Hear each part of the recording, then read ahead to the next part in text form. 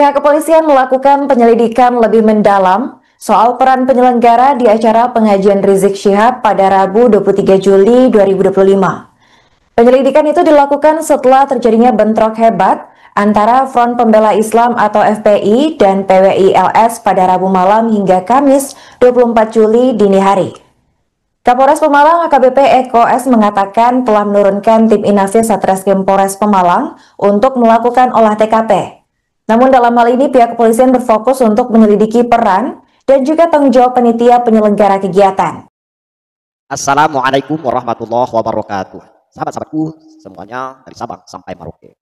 Perlu kita ketahui dan kita cermati secara seksama di mana siapa yang paling banyak pendukung, maka dialah sejati pemenang. Di dalam zaman digital, kebenaran bisa saja terkubur. Narasi akan dipercaya. Oleh karena itu, tidak ada pilihan tentu bagi kita, terkecuali untuk bersatu padu, rapatkan barisan dengan cara subscribe channel dan jadilah kalian bagian dari perlawanan. Pertemuan kali ini saya akan menanggapi dari video atau berita yang mana disampaikan oleh salah satu media yang terkemuka atas kejadian kericuhan pengajian yang berada di Pemalang. Sebagaimana dikatakan atau diinformasikan bahwasanya pihak dari keamanan ataupun kepolisian akan menyelidiki pihak dari penyelenggara acara tersebut.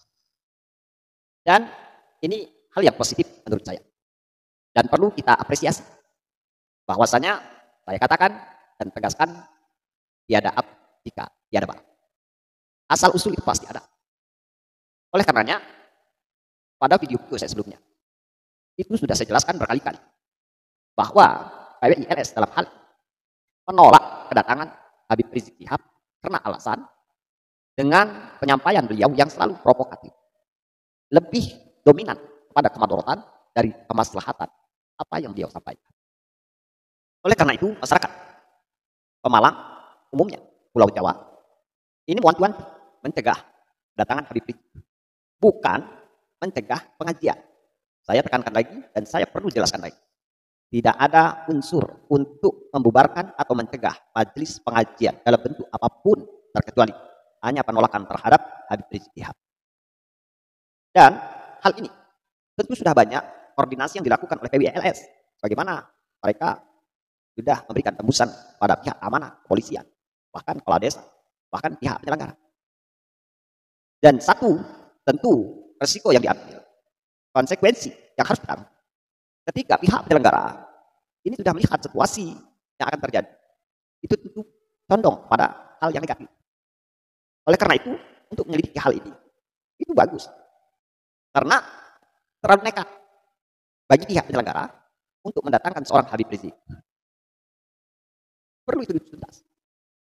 Karena permulaan itu acara memang jauh hari sebelum pelaksanaan pihak PWI-LS sudah mencegah, sudah mendatangi, tetapi tidak dihiraukan.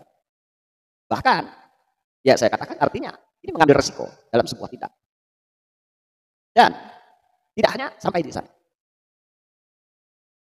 Sebagaimana pula yang kita saksikan ketika Habib Rizik berada di atas panggung, di mana kronologi sebelumnya ini sudah ada koordinasi dengan pihak polisian, pihak amanah, mungkin tentang suasana yang ada di sekitar pengajian.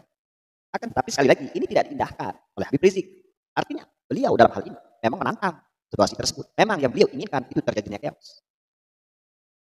Karena pihak keamanan paham situasi dan kondisi di sekitar pengajian, akhirnya Rizik Syihab ini melalui jalur belakang, tidak dari depan.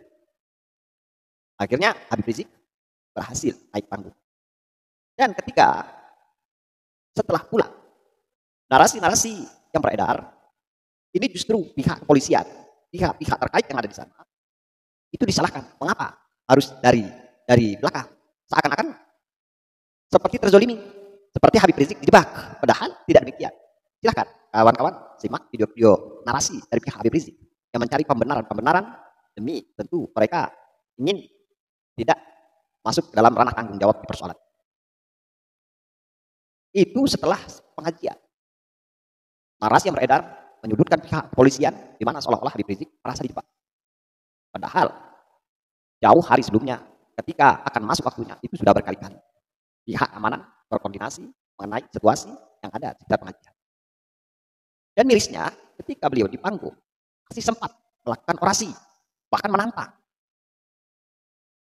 memprovokasi jamaah yang ada di sana. Sehingga bagi orang-orang yang normal, yang sehat, siapa yang tidak emosi? Siapa?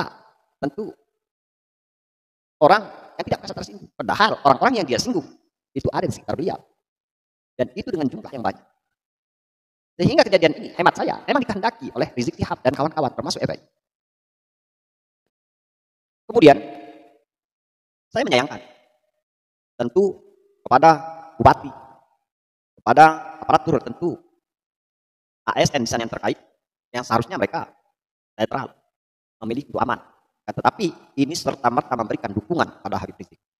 Sehingga dalam hal ini semuanya harus tentu diselidiki. Apakah motif balik Zoom? Tidak ada tanda kutip. Apakah mereka itu bisa jadi dengan balas budi? Apakah mereka dimenangkan dalam sebuah perpolitikan ataukah dalam hal lain? Wallahu a'lam. Tetapi seseorang pemimpin yang bijak sudah pasti melihat situasi dan kondisi yang mana itu sudah terikat jauh sebelum waktu diselenggarakan. Tentu saya juga mengharapkan ada tindakan tegas pada pemerintahan tentunya agar turut untuk menyelidiki apa yang sesungguhnya terjadi. Karena yang ini, penolakan itu bukan seketika, tetapi karena tidak diindahkan. Atau dengan kata lain, justru memang dikehendaki. Sekali lagi, mudah-mudahan tentu pihak pemerintahan bisa memberi langkah yang positif, memberikan jawaban atas keresahan yang terjadi di masyarakat. Sehingga hal-hal serupa ini tidak terulang kembali. Dan kalaupun ini tidak ditangani dengan tegas, tidak diambil tindakan, maka tidak menutup kemungkinan bahwa ke depan akan semakin suram.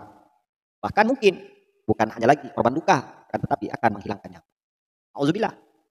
Padahal sejatinya mereka yang ada di lapangan, mereka yang bentrok, itu mirisnya sesama pribumi asli.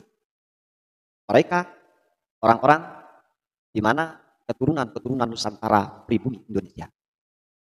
Bukan seperti mereka para Habib Alawi yang lantang-lantang memang mengatakan bahwa mereka dari Yaman, bahkan ingin menjadikan negara Indonesia ini Yaman kedua. Tidak seperti itu. Sadarlah, wahai sahabatku, buat kalian yang sudah termakan tentunya narasi, provokasi. Karena kita menyayangkan dengan hal ini. Dan kawan-kawan tentunya itu masih melihat para muhibin dari kalangan pribumi. Masih melihat siapapun kalian masih saudara. Maka berulang kali kami tak bosan untuk mengingatkan kalian, jangan sampai menyesal di kemudian hari. Setelah kita tertindas, setelah kita tidak berkutik, lantas kita baru merasakan imbas dari apa yang kalian lakukan. Ini agenda besar, rencana besar mereka. Bagaimana sudah terlihat bahwa mereka ingin menjajah Nusantara. Dimulai dibangkitkan dari narasi-narasi, propaganda, provokasi dilakukan oleh Habib Alawi. Ini sudah sangat masif. Sudah tentu merajalela. Nah, sahabat-sahabatku, sekali lagi saya mengapresiasi atas tindakan yang dilakukan oleh pihak keamanan atau kepolisian untuk menindaklanjuti dan menyelidiki dari pihak penyelenggara. Bahkan bagi mereka-mereka yang memang nekat, karena peringatan itu sudah jauh-jauh hari sebelumnya, itu sudah nampak terlihat di berbagai macam media sosial. Kalaupun waras, kalaupun memang tidak menghendaki gesekan, tidaklah kalian tentu seakan-akan menunjukkan lebih sangar. Berarti ini kan memang sudah dikehendaki, sudah diniatkan dari awal untuk supaya chaos agar tentu terjadinya bentrok. Nah, sekali lagi saya tidak ingin ada permusuhan berkepanjangan. Dan mudah-mudahan dengan kejadian ini adalah jadi kejadian yang terakhir dan tidak tentu terulang kembali. Itu bagi kawan-kawan semua, kita tidak rapatkan barisan, jangan mudah terprovokasi, jangan mudah kita termakan narasi. Dari saya, Hakim Edson. Salam akal sehat. Wassalamualaikum warahmatullahi wabarakatuh.